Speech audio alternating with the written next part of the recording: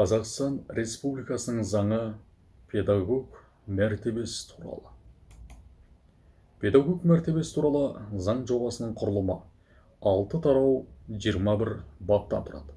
Бірінші тарау кіріспе бөлім, екінші тарау педагог мәртебесі, үшінші тарау педагогтың құқықтары, төртінші тарау педагогтың міндеттері, бесінші тарау педагогтың біліктілігін арттыру, алтыншы тарау қорытынды бөлім.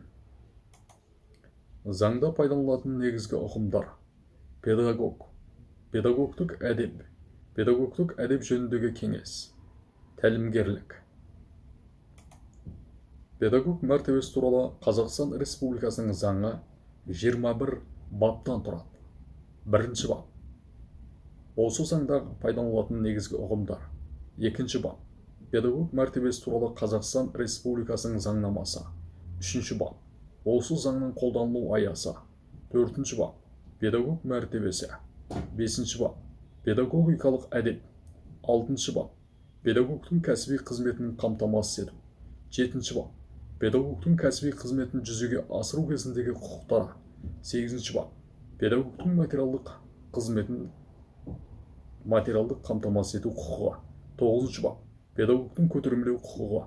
10-шы бап. Педагогикалық қайта даярлау. 11-ші бап.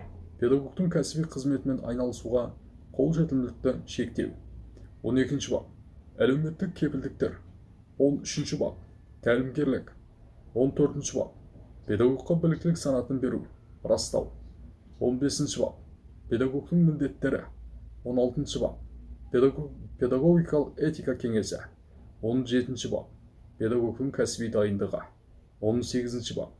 Педагогтың біліктілігін арттыру. 19-ші бап. Қазақстан Республикасының педагог мәртебесі туралы заңнамасын бұзған үшін жауаптылық. 20-ші бап. Өтпелі ережелер. 21-ші бап. Осы заңды қолданысқа енгізу тәртібі.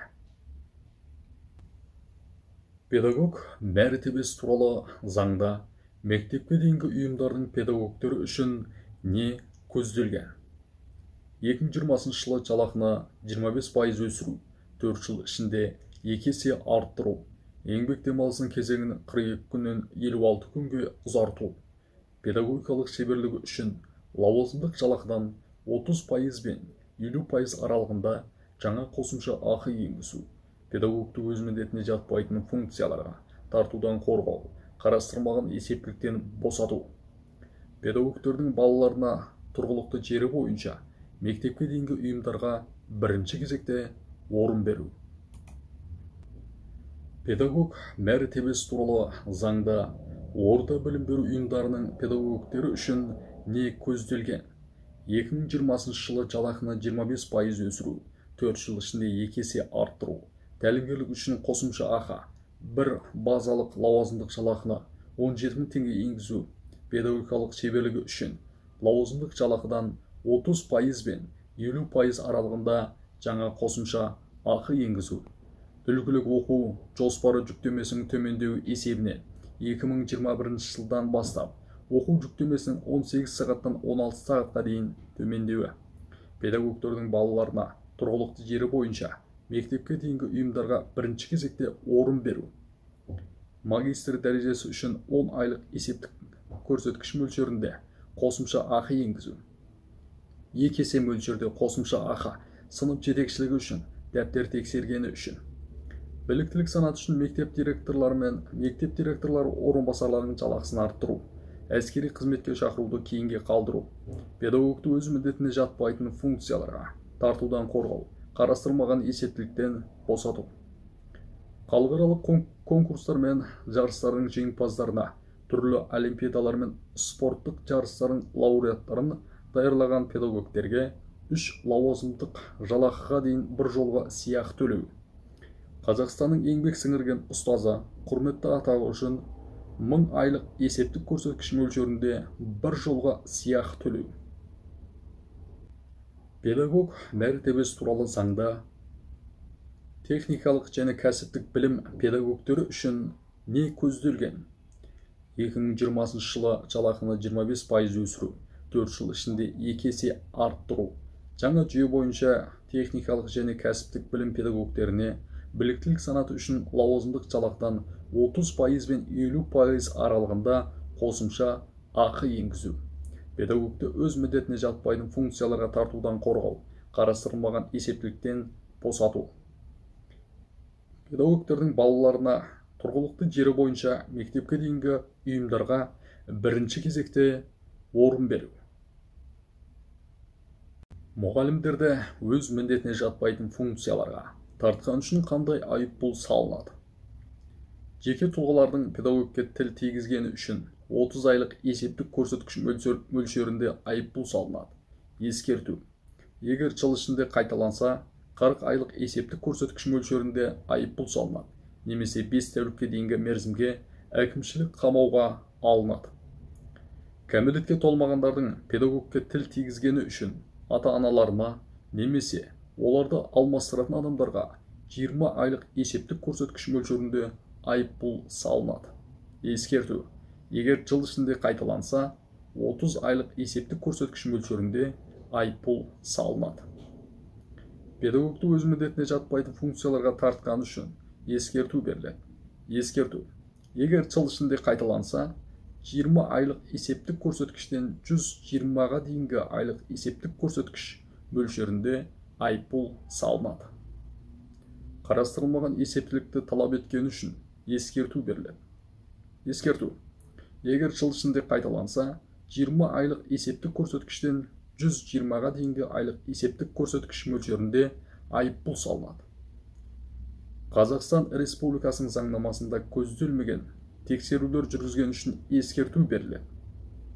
Ескерту: егер жыл ішінде қайталанса, 20 айлық есептік көрсеткіштен 120-ға дейінгі айлық есептік көрсеткіш мөлшерінде айыппұл салынады. Педагог мәртебесі туралы заң. Біліктілік санаты үшін лауазымдық жалақының 30-100% құрайтын қосымша ақы белгіленеді. Педагогтарға, басшыларға, олардың орынбасарларына. Педагог шеберге лауазымдық жалақысының 50%, педагог зерттеушіге лауазымдық жалақысының 40%, педагог сарапшыға лауазымдық жалақысының 35%, педагог модераторға лауазымдық жалақысының 30%. Басшылар мен олардың орынбасарларына бірінші санат үшін лауазымдық жалақысының 100%, екінші санат үшін лауазымдық жалақысының 50%, екінші санат үшін лауазымдық жалақысының 30%. Сонымен қатар қосымша ақы белгіленеді.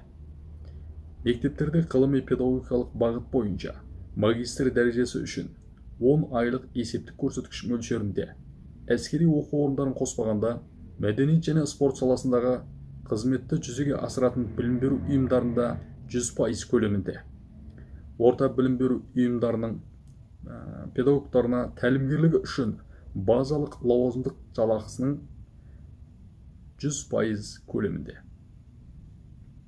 Педагог мәртебесі туралы заң 21 баптан тұрады және 500 миллионнан астам ұстаздың жұмысына қатысты. Жалпы заң 4 бағытты қамтиды.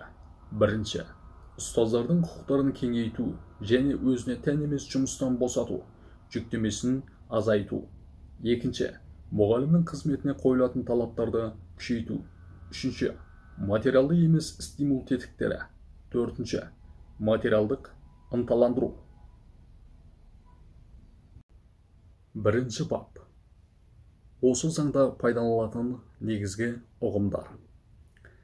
Бірінші, педагогтік немесе тиісті бейіні бойынша өзге де кәсіптік білімі бар және білім алушыларды және тәрбиеленушілерді оқыту және тәрбиелеу, білім беру қызметін әдістемелік қолдау немесе ұйымдастыру бойынша педагогтың кәсіптік қызметін жүзеге асыратын адам.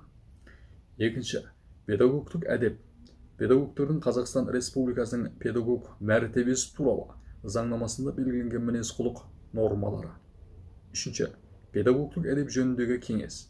Білім беру ұйымында құрылатын педагогтердің педагогтық әдепті сақтау мәселелерін қарайтын алқалы орган. Төртінші, тәлімгерлік. Педагогтың орта білім беру ұйымында педагогтың кәсіптік қызметіне алғаш рет кіріскен адамға кәсіптік бейімделуіне практикалық көмек көрсету жөніндегі қызметі. Екінші бап.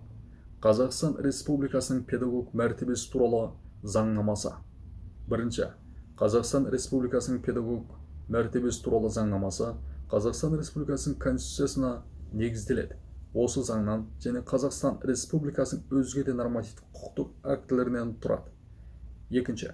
Егер Қазақстан Республикасы ратификациялаған халықаралық шартта осы заңда қамтылғандардан өзгеше қағидалар белгіленсе, онда халықаралық шарттың қағидалары қолданылады. Үшінші бап. Осы заңның қолданылу саласы. Осы заңның күші мектепке дейінгі білім беру ұйымдарында орта, бастауыш негізгі орта, жалпы орта, техникалық және кәсіптік орта білімнен кейінгі білім беру ұйымдарында, мамандандырылған арнаулы білім беру ұйымдарында, жетім балалар мен ата-анасының қамқорлығынсыз қалған балаларға арналған білім беру ұйымдарында, балаларға қосымша білім беру ұйымдарында, сондай-ақ әдістемелік кабинеттерде кәсіптік қызметін жүзеге асыратын педагогтерге қолданылады. Әскери оқу орындарының педагогтеріне осы заңның күші әскери қызмет және әскери қызметшілердің мәртебесі туралы Қазақстан Республикасының заңында көзделген ерекшеліктермен қолданылады. Төртінші бап.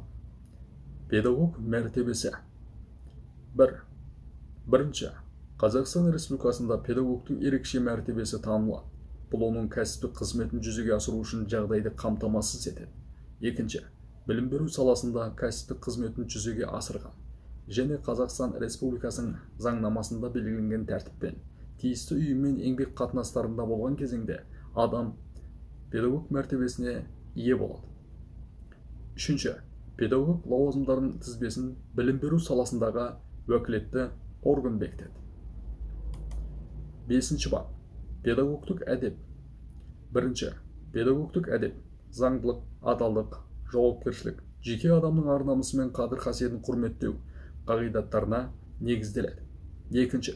Педагогтық әдепті бұзу тәртіптік теріс қылық болып табылады және педагогты Қазақстан Республикасының еңбек заңнамасына сәйкес тәртіптік жауаптылыққа алып келеді. Үшінші. Педагогтық әдепті білім беру саласындағы уәкілетті орган бекітеді. Алтыншы бап. Педагогтың кәсіптік қызметін қамтамасыз ету. Қазақстан Республикасының еңбек заңнамасына сәйкес жұмыс беруші педагогке ол кәсіптік қызметін жүзеге асыру үшін жағдайды қамтамасыз етеді. Педагог кәсіптік қызметін жүзеге асыру кезінде біріншіден Қазақстан Республикасының заңдарында көзделген жағдайларды қоспағанда оны кәсіптік міндеттермен байланысты емес жұмыс түрлеріне тартуға. Екінші. Одан Қазақстан Республикасының білім беру саласындағы заңнамасында көзделмеген есептілікті не ақпаратты талап етіп алдыруға. Үшінші. Қазақстан Республикасының заңдарында көзделмеген тексерулер жүргізуге. Төртінші. Оған тауарлар мен көрсетілетін қызметтерді сатып алу бойынша міндетті жүктеуге жол берілмейді. Мемлекеттік орта білім беру ұйымдарының педагогтерін олар кәсіптік қызметін жүзеге асыру кезінде мемлекеттік емес ұйымдардың іс-шараларын өткізуге тартуға жол берілмейді. Жетінші бап. Педагогтың кәсіптік қызметін жүзеге асыру кезіндегі құқықтары. Кәсіптік қызметін жүзеге асыру кезіндегі педагогтың бірінші. Тиісті білім беру деңгейінің мемлекеттік жалпыға міндетті стандартының талаптары сақталған кезде кәсіптік қызметті ұйымдастырудың тәсілдері мен нысандарын еркін таңдауға. Екінші. Лауазымды адамдар және басқа да тұлғалар тарапынан заңсыз араласудан және кедергі келтіруден қорғалуға. Үшінші.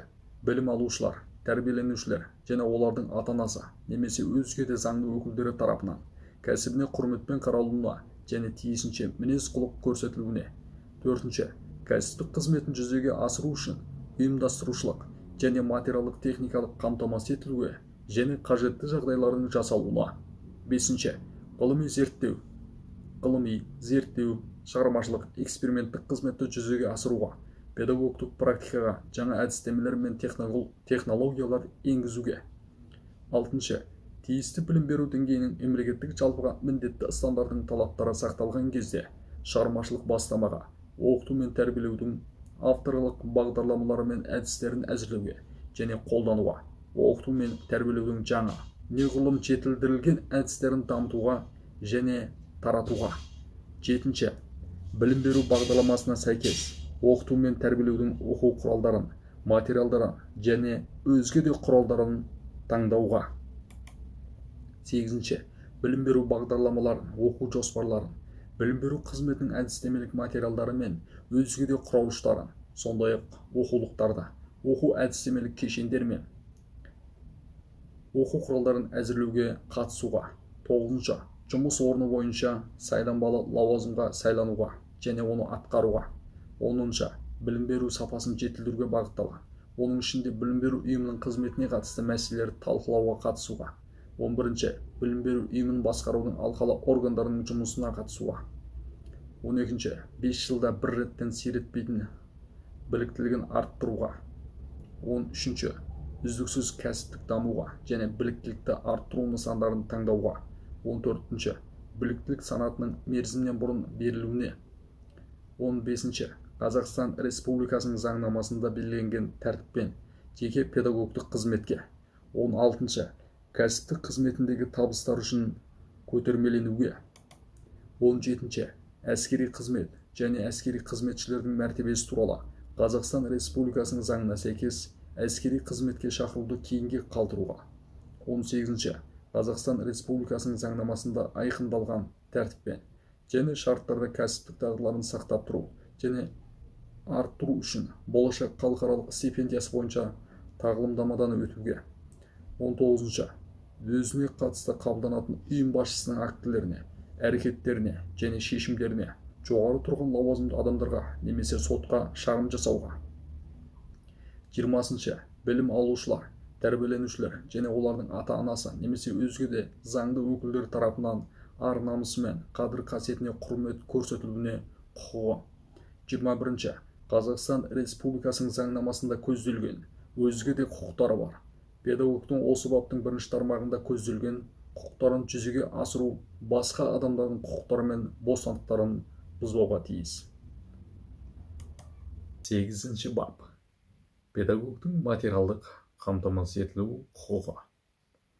Мемлекеттік ұйымдарда кәсіптік қызметін жүзеге асыратын педагогке еңбегіне ақы төлеу жүйесі, лауазымдық айлық ақылар, қосымша ақылар, үстем ақылар және ынталандыру сипатындағы басқа да төлемдер Қазақстан Республикасының заңнамасында белгіленген тәртіппен айқындалады. Жекеменшік білім беру ұйымдарында кәсіптік қызметін жүзеге асыратын педагогтердің еңбегіне ақы төлеуді олардың құрылтайшылары немесе соған өкілеттік берілген адам Қазақстан Республикасының заңнамасына сәйкес айқындайды. Мемлекеттік ұйымдар педагогтерінің жалақысын есептеу қағидаларын білім беру саласындағы өкілетті орган, еңбек жөніндегі уәкілетті мемлекеттік органмен келісу бойынша бекітеді. Мемлекеттік білім беру ұйымдарында кәсіптік қызметін жүзеге асыратын педагогтердің айлық жалақысын есептеу үшін бір аптаға нормативтік оқу жүктемесі. 1. 16 сағат орта білім беру ұйымдары үшін. 2. 18 сағат техникалық және кәсіптік орта білімнен кейінгі білім беру бағдарламаларын іске асыратын білім беру ұйымдары үшін. Білім алушылар мен тәрбиеленушілерге қосымша білім беру ұйымдары үшін. Мамандандырылған және арнаулы білім беру ұйымдары үшін.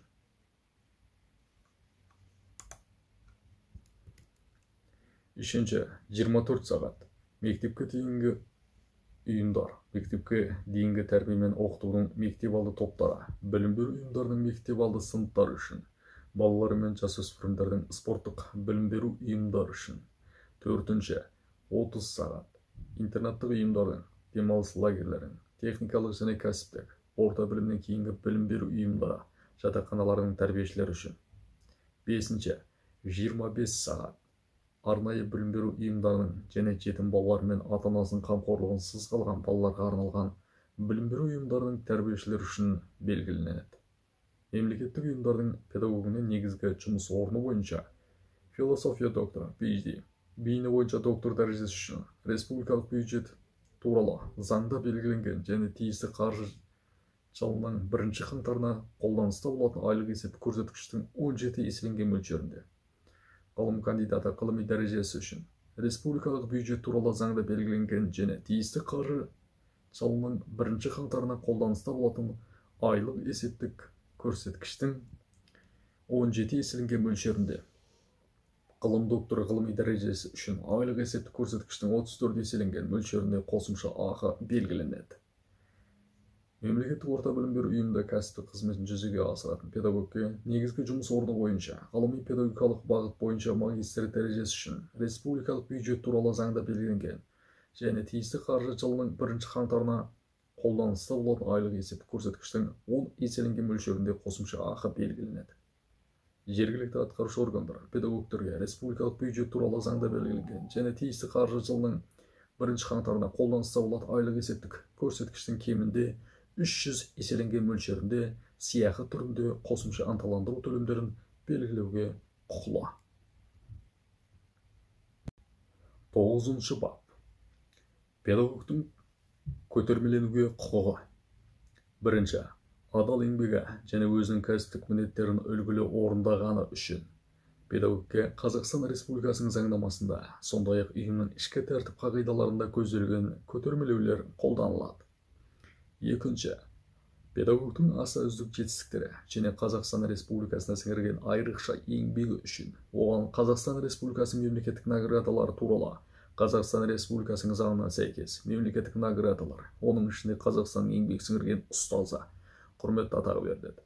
Қазақстанның еңбек сіңірген ұстазы құрметті атағына ие болған педагог республикалық бюджет туралы заңда белгіленген және тиісті қаржы жылының 1 қаңтарына қолданыста болатын айлық есептік көрсеткіштің 1000 еселенген мөлшерінде бір жылға төлем алады. 3. Білім беру саласындағы уәкілетті орган айқындайтын тізбе бойынша білім алушылар мен тәрбиеленушілер арасындағы халықаралық олимпиадалардың, конкурстардың және спорттық жарыстардың жеңімпазын, жүлдегерін дайындаған педагогке тиісті мемлекеттік білім беру ұйымының қызметі бойынша үнемдеу есебінен 3 лауазымдық айлық ақы мөлшерінде бір жылға сыйақы төленеді. 4.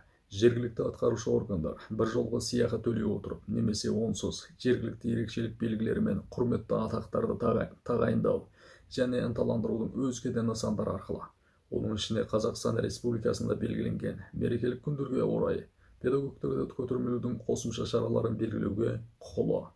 Жергілікті ерекшелік белгілері мен құрметті атақтардың сипаттамасын, олардың беру тәртібін, оның ішінде бір жолғы сыйақы төлемдердің мөлшерін жергілікті атқарушы орган айқындайды. 5. Жыл сайын республикалық бюджет қаражат есебінен үздік педагог атағын иеленушіге Қазақстан Республикасының үкіметі айқындайтын мөлшерде және тәртіппен сыйақы төленеді. 10-шы бап. Педагогтық қайта даярлау. 1. Педагогтық білімі жоқ, тиісті бейне бойынша педагогтың кәсіптік қызметіне алғаш рет кірісетін кәсіптік білімі бар адамдар жоғары және жоғары оқу орнынан кейінгі білім беру ұйымдарының базасында педагогтық қайта даярлаудан өтеді. 2. Педагогтық қайта даярлау тәртібін білім беру саласындағы уәкілетті орган айқындайды. 3. Осы баптың нормалары қосымша білімнің білім беру бағдарламалары бойынша педагогтың кәсіптік қызметін жүзеге асыратын адамдарға қолданылмайды. 11-ші бап.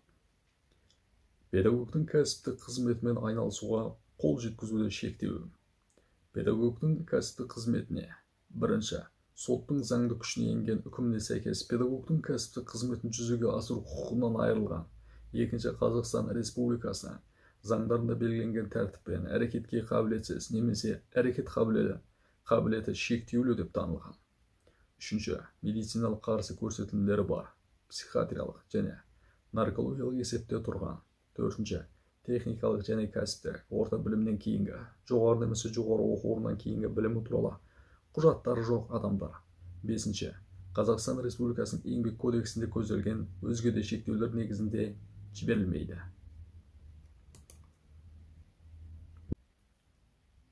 12-ші бап.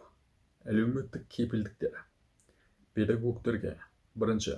Қазақстан Республикасының заңнамасына сәйкес тұрғын жайға, оның ішінде қызметтік тұрғын жайға немесе жатақханаға. 2. Қазақстан Республикасының заңнамасында көзделген тәртіппен жеке тұрғын үй құрылысы үшін жер учаскелеріне кепілдік беріледі. Ауылдық елді мекендерде кәсіптік қызметін жүзеге асыратын педагогтерге жеке тұрғын үй құрылысы үшін жер учаскелерін беру Қазақстан Республикасының заңнамасында көзделген басымдық тәртіппен жүзеге асырылады. Үшінші, ұзақтығы күнтізбелік 56 күн жыл сайынғы ақы төленетін еңбек демалысына. Төртінші, өздеріне кезекті еңбек демалысы берілген кезде күнтізбелік жылда бір рет кемінде бір лауазымдық айлық ақы мөлшерінде сауықтыруға арналған жәрдемақыға кепілдік беріледі. Педагогтың жұмыс уақыты мен демалыс уақыты режимінің ерекшеліктері білім беру саласындағы уәкілетті орган тиісті саланың уәкілетті органдармен келісу бойынша бекітетін қағидаларда айқындалады. Педагогтердің балаларына тұрғылықты жері бойынша мектепке дейінгі ұйымдардан орындарды жергілікті атқарушы органдар бірінші кезектегі тәртіппен береді. Педагог Қазақстан Республикасының денсаулық сақтау саласындағы заңнамасына сәйкес денсаулық сақтау саласындағы құқықтарды қамтамасыз ететін әлеуметтік кепілдіктерді иеленеді. Ауылдық елді мекенде кәсіптік қызметін жүзеге асыратын педагогке бірінші, жергілікті өкілді органдардың шешім бойынша қала жағдайында кәсіптік қызметін жүзеге асыратын педагогтардың ставкаларымен салыстырғанда айлық ақылар мен тарифтік ставкалар кемінде 25%-ға арттырылып белгіленеді. Екінші, жергілікті өкілді органдар бекіткен тәртіппен және мөлшерде бюджет қаражат есебінен коммуналдық көрсетілетін қызметтерге ақы төлеу және отын сатып алу бойынша әлеуметтік қолдау көрсетіледі.